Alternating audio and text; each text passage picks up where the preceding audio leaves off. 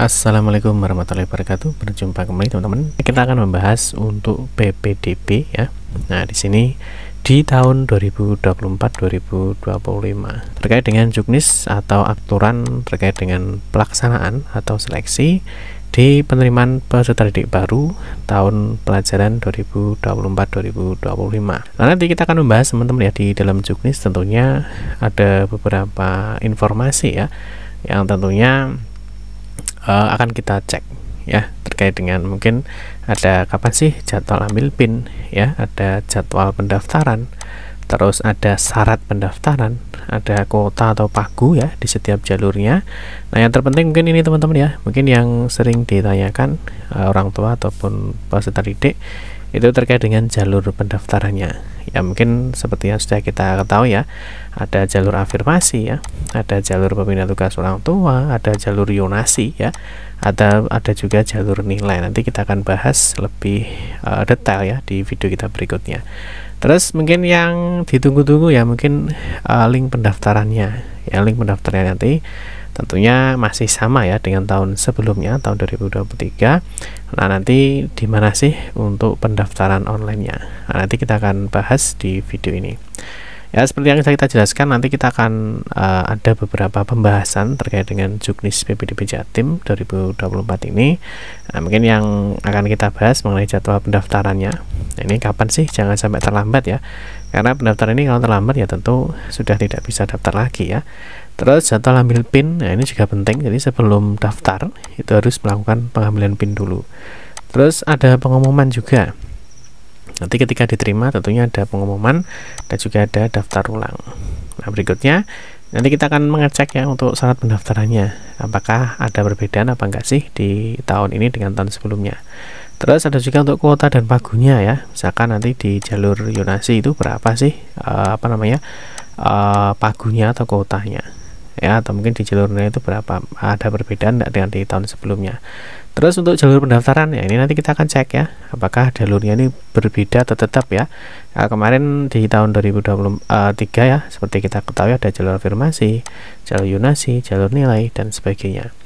Terus link pendaftarannya ya, nah apakah berubah atau tidak, apakah masih tetap di ppdbjatim.net ataupun yang lain. Nah, nanti kita akan bahas di video ini. Yang pertama, juknis ini sudah dirilis teman-teman ya, terkait dengan petunjuk teknis penerimaan peserta didik baru ya, jenjang SMA, SMK, dan SLB negeri di Provinsi Jawa Timur tahun ajaran 2024-2025 ya. Oke, yang pertama kita akan mulai ya. Nanti kita akan membahas, kita akan cek dulu ya jadwal ambil PIN, jadwal pendaftaran, persyaratan pendaftaran ya, tahap dan jalur, link pendaftaran online, dan juga pagu atau kuota. Kita langsung saja, tidak usah berlama-lama ya. Yang pertama kita lihat ini juknisnya. Nah, yang pertama tentu kita akan lihat terkait dengan persyaratannya dulu ya. Jadi apakah persyaratannya itu ada perubahan apa tidak. Nah, di sini teman-teman terkait dengan persyaratan ya. Jadi peserta PPDB yang pertama tentu usia ya. Di sini usia paling tinggi adalah 21 tahun. Itu per tanggal 1 Juli 2024 ya. Nah, yang kedua di sini harus sudah menyelesaikan kelas 9 ya, atau SMP atau sederajat atau bentuk lainnya, dan tentunya nanti dibuktikan dengan ijazah. Ini masih sama ya, atau bisa menggunakan surat keterangan lulus atau SKL. Terus yang berikutnya di sini nah, ini sama ya. Jadi untuk lulusan tahun lalu tentunya yang digunakan adalah ijazahnya. Nah, terus yang berikutnya teman-teman di poin D, nah ini harus memiliki KK ya. Nah, harus memiliki KK.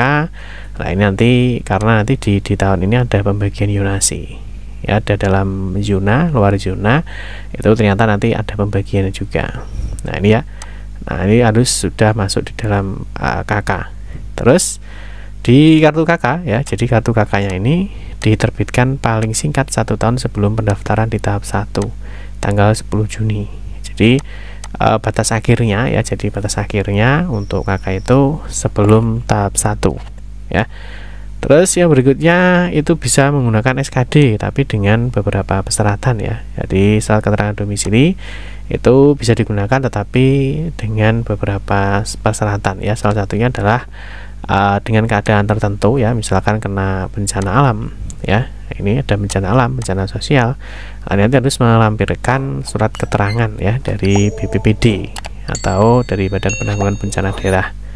Ini jika kakaknya mungkin baru, nanti kita akan bahas di video kita berikutnya terkait dengan fokus di bagian kakak. Nah, terus berikutnya kakak sudah ya. Nah, ini juga sudah harus masuk di kakak. Nah, terus yang berikutnya teman-teman, nah ini yang baru ya. Jadi yang baru. Nah, ini yang baru. Ini nama orang tua atau wali calon peserta baru yang tercantum pada kakak. Nah, ini harus sama dengan nama orang tua atau wali peserta didik ya yang tercantum di rapor atau ijazah jenjang sebelumnya, akte kelahir dan atau kakak sebelumnya. Jadi nama orang tuanya harus dicek mulai sekarang ya, nama orang tua atau wali ya. Jadi nama orang tua misalnya di ijazah itu kan ada nama bapak ya, yaitu di cross check dipastikan sama ya antara di ijazah, di kakak dan juga di akte kelahiran, sehingga nanti tidak ada permasalahan. Terus yang berikutnya kakak sudah, verifikasi kakak sudah, ini persyaratannya ya. Nah, ini keterangan domisili yang dimaksud pada huruf P tadi ya, diterbitkan paling singkat 1 tahun sebelum tanggal pendaftaran di tahap 1 ya. Nah, ini tahun 2024 yaitu tanggal 10 Juni 2024 ini batasnya ya. Jadi batas kakaknya itu adalah 10 Juni 2024. Terus disabilitas tetap sama ya, jadi juga sama, jadi menyelesaikan jenjang di sebelumnya. Terus yang berikutnya ini ya, ini juga sama teman-teman, jadi tidak ada perubahan ya. Nah, ini juga sama. Nah, ini sama. Nah, ini di persyaratan khusus ya. Persyaratan khusus ini untuk SMK ya. Jadi persyaratan khusus memang SMK itu ada, kemarin ada tidak buta warna ya. Jadi tidak boleh buta warna dan juga tinggi badan. Ini untuk khusus di SMK ya. Terus yang berikutnya ini, nah ini nanti yang terbaru ada tes kesehatan ya. Jadi pada saat pelaksanaan pengambilan PIN yaitu ada tes kesehatan, apakah buta warna ataupun tinggi badannya kurang memenuhi. Ini ada tes dulu. Jadi ada yang beda di tahun ini ya. Nah, terus yang berikutnya kita bahas terkait dengan ini yang ditanyakan ya, jadi tahap dan jalurnya. Nah, ini tentunya apakah masih sama ya. Kalau kita lihat teman-teman, ini ternyata masih sama ya. Jadi tahap 1 itu masih ada jalur afirmasi, perbinaan tugas orang tua dan juga jalur prestasi hasil lomba. Ini masih sama ya, sama dengan tahun 2023. Tahap 2-nya ada jalur prestasi nilai akademik. Nah, ini kalau kita lihat perankingannya atau yang digunakan untuk jalur nilai itu juga masih sama ya. Ada indeks asal sekolah, terus ada rata nilai rapor dan juga ada akreditasi sekolah. Ini kalau kita lihat untuk jalur nilainya masih sama. Jalur yunasi, nah ini SMK juga masih sama. Nah, tetapi untuk jalur yunasi SMA-nya ini ternyata ada perubahan ya. Jalur yunasi SMA ini sekarang sudah dibagi per yunanya ya. Jadi sudah ada pembagian yunanya. Ini kalau kita lihat, nah di sini ada pembagian zonanya teman-teman ya. Nah ini ya, jadi yunasinya, nah ini, jadi ada penetapan wilayah yunasi di tiap kabupaten atau kota pada penerimaan peserta didik baru untuk SMA atau SMK. Ini kalau kita lihat ternyata yang dibagi yunanya itu untuk SMA ya. Jadi kalau di tahun sebelumnya itu pembagian yunanya itu adalah perbatasan kota atau kabupaten ya. Kota atau kabupaten. Nah, ternyata sekarang ada perubahan ya. Jadi ada pembagian zonanya, ada zona 1 ya, ada zona 2 dan seterusnya. Terus yang berikutnya saya mana tadi? Di ini ya, di pendaftaran ya, di jalur pendaftaran ya. Terus jalur yunasi sama ya, nanti tadi sudah kita jelaskan. Jalur nilai SMK juga sama. Jadi untuk tahap dan jalur ya di tahun 2024 ini masih sama dengan di tahun 2023. Nah, tapi cuma nanti ada perbedaan pembagian yunasi di jalur yuna. Nah, terus ini juga ada ketentuannya ya. Jadi tidak berlaku ya atau dikecualikan untuk sekolah-sekolah ini ya, karena ini sekolah taruna ya, ada sekolah taruna, sekolah terbuka dan sekolah yang blank spot dan sebagainya. Terus jalur pendaftaran, nah ini mungkin nanti teman-teman bisa dicek sendiri ya. Ada jalur afirmasi, apa sih penjelasannya dan apa persyaratannya, nanti kita bahas di video kita berikutnya. Terus di sini ada juga jalur pindah tugas orang tua ya, termasuk ada jalur guru ya. anak pendidik ya, dan sebagainya nanti kita bahas di video kita berikutnya ya, untuk pembahasan di masing-masing jalurnya. Prestasi lomba. Terus di sini, nah mungkin yang ditanyakan golden ticket ya, dari golden ticketnya masih ada ya teman-teman ya. Jadi golden ticket itu masih ada atau masih berlaku untuk tahun ini ya. Golden ticketnya di sini tentunya sebagai ketua OSIS ya. Nah terus ada lagi golden ticket sebagai penghafal Al-Quran, itu juga masuk di golden ticket tahun 2024 ini, masih ada atau masih sama dengan di tahun sebelumnya. Terus yang berikutnya jalur yunasi ya, ini yang sempat kita singgung, nanti kita akan bahas secara rinci di video kita berikutnya. Jalur prestasi ini akademik. Nah yang berikutnya kita bahas terkait dengan jadwalnya ya, terkait dengan jadwal. Nah kita cek, ini kita cek di jadwal pendaftaran dan sebagainya. Nah kita akan lihat ini yang poin penting teman-teman ya. Nah ini nanti tahap pra pendaftaran ya, ada pengisian nilai rapor yang diisikan di oleh sekolah SMP atau sederajat. Ini saya rasa masih sama ya, masih 7 mata pelajaran yang digunakan juga masih sama. Terus untuk entry nilai rapor ya, jadi entry nilai rapor itu mulai 20 Mei sampai dengan 25 Mei ya, ada waktu 5 hari. Nanti di sini nanti kita akan bahas di video kita bagaimana cara entry nilai rapornya. Terus verifikasi nilai rapor ini setelah dientrikan ya, jadi masih sama teman-teman tahapannya. Setelah dientrikan sekolah nanti diverifikasi oleh siswanya ya, ini mulai 24 sampai dengan 28. Terus ada pembetulan nilai rapor. Ini misalkan ada kesalahan entry dari sekolahnya ya, nanti masih bisa dibetulkan sampai dengan 30 Mei. Nah terus ini waktu pelaksanaannya ya, atau jadwal pendaftarannya ini masih sosialisasi ya, nanti sosialisasinya sampai Mei karena pendaftarannya itu mulai Juni ya teman-teman. Nah sini entry rapor ya 20 sampai 25 Mei, terus verifikasi nilai rapor oleh siswa mulai 24 sampai 28. Pembetulan nilai rapor 27 sampai 30. Nah ini yang penting ini teman-teman ya, ini jangan sampai kelewat ya. Ada pengambilan PIN ya, pengambilan PIN ini mulai 27 Mei sampai 14 Juni ya. Ini pengambilan PIN jangan sampai terlambat atau jangan sampai telat. Ini yang poin satu paling penting. Ada latihan pendaftaran tanggal 5 sampai 8 Juni ya. Terus ada tes kesehatan. Nah ini yang baru ya. Jadi yang baru itu ada tes kesehatan pada konsentrasi keahlian tertentu ya, misalkan tadi tidak buta warna ataupun tinggi badan. Nah ini 27 Mei sampai 14 Juni, jadi sebelum pendaftaran ya, sebelum pendaftaran ini ada tes dulu. Nah terus pendaftaran itu di tahap 1 ya, tahap 1 jalur afirmasi, perpindahan tugas orang tua dan sebagainya. Ini pendaftarannya mulainya 10 Juni ya, 10 sampai 11 Juni hanya ada waktu 2 hari saja ya. Jadi teman-teman harus memantau terus ya, mau ikut di jalur mana ya. Nanti di sini mulai pendaftaran itu adalah 10 Juni teman-teman ya. Terus ini ada pengumumannya 14 Juni. Terus berikutnya jalur prestasi akademik ini untuk jenjang SMA ya, mulai 18 sampai 19 Juni. Jalur Yunasi SMK 22 sampai 23 Juni.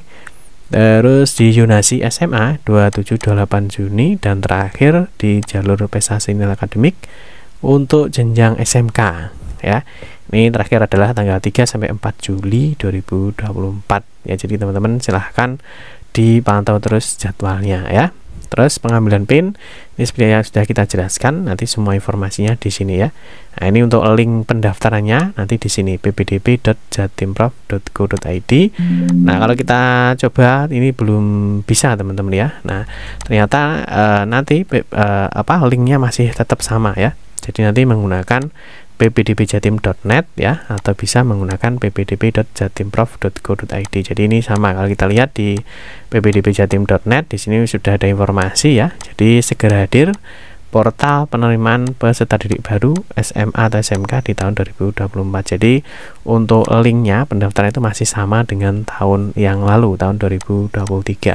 Nanti bisa menggunakan ppdbjatim.net atau bisa juga menggunakan ppdb.jatimprof.go.id.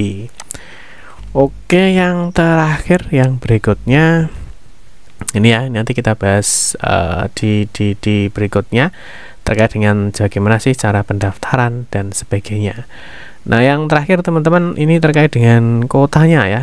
Nah, kuotanya berapa sih di semua jalur? Nah, ini kita cek di SMA dulu ya. Jadi kuotanya untuk afirmasi masih sama ya, 15%, prestasi hasil lomba 5%, prestasi nilai akademik adalah 25%, yonasi 50% ya. Terus dipindah tugas 5%.